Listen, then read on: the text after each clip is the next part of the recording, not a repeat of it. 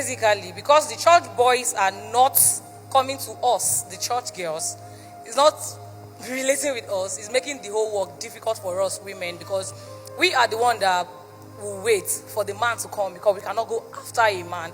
So now we are getting old and like we are aging by the time, and these guys will just come and they have this boldness more than the church guys. I don't know if they smoke those their stuff. They will just, you see a guy of 20 years. Come. Yeah. Come close, come.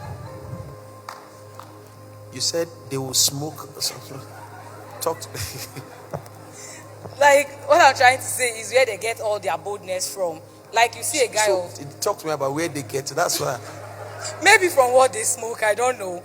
Because I don't understand and why... And church boys don't smoke those things. They don't smoke, so I don't know, because the boldness is not there. So I don't know why a 20 years old boy, he see a lady like me and he will be like, I like you. Like, this is something our church boys don't do. We will bath in the morning, we'll dress up, we'll use our perfume and all. We'll come to church and we'll be expecting these guys to come. And they will not. And these guys outside, they just come and they have this boldness. So my question is, how do we cope with guys that they are spiritual, but they are just lukewarm. They are not all that spiritual, and they like us. And we, in the other hand, we are spiritual and we like Jesus. And it's very difficult to drag them to church. So now, how can we balance this thing? Since the church boys are not coming, and these ones, and we cannot chase these ones all the time. And me, I'm not called to be an evangelist with dragging guys to church. So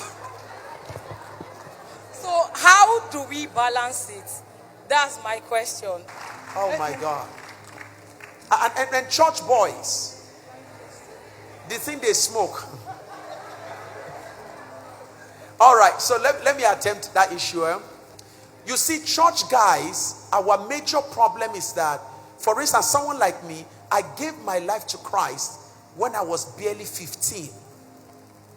So I was just trying to start life when I gave my life to Christ. And then the way we were taught, don't touch a sister, don't play with a sister. You know, understand? Be careful. So the way we were raised as guys, it was such that we were not socialized. Do you get it? We didn't grow in the world. We went to school. Even in school, there's school fellowship. So everything around us is about church.